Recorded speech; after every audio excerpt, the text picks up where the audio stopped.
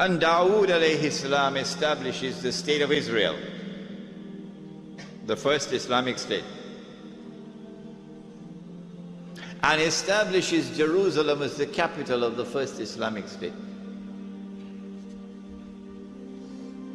And he is succeeded by his son Sulaiman, Nabi Sulaiman alayhi salam. And he builds the masjid in the capital city of the Islamic state. And when you read the story in the Quran of Sulaiman alayhi salam and the Queen of Sheba, read between the lines, and you'll see in that story the recognition of the state of Israel as the ruling state in the world. But after the death of Sulaiman alayhi salam, Allah subhanahu wa ta'ala had prohibited riba in the Torah. They changed the Torah. They rewrote it. The Torah now says, you can find it, go look in it, you'll find it, it's still there. It is haram for a Jew to lend money on interest to another Jew.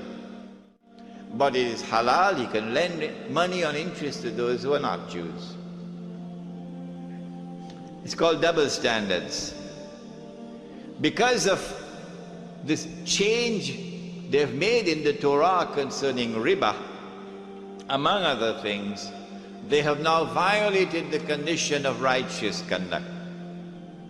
And so Allah subhanahu wa ta'ala responds to this. Allah subhanahu wa ta'ala responded to it by sending an army from Babylon. An army that worshipped the sun and the moon and the stars and idols. So these ibad are sent by Allah subhanahu wa ta'ala, and they destroy the state of Israel. And they destroy the masjid. And they take Banu Israel into slavery in Babylon.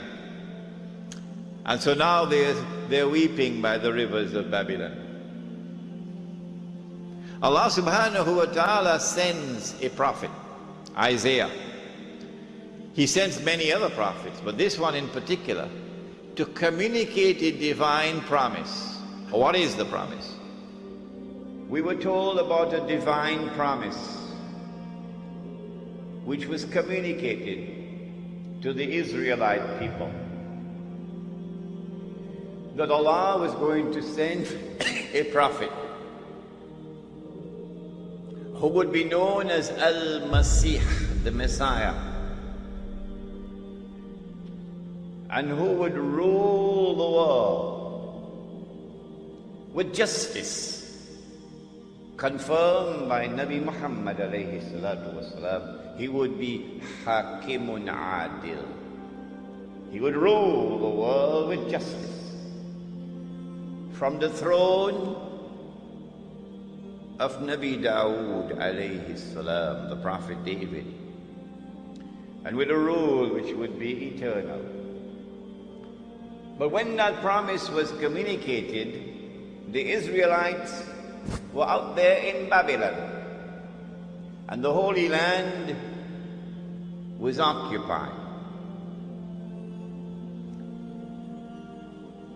The Israelite people understood that if the Messiah was to fulfill this divine promise, there were certain logical implications which followed.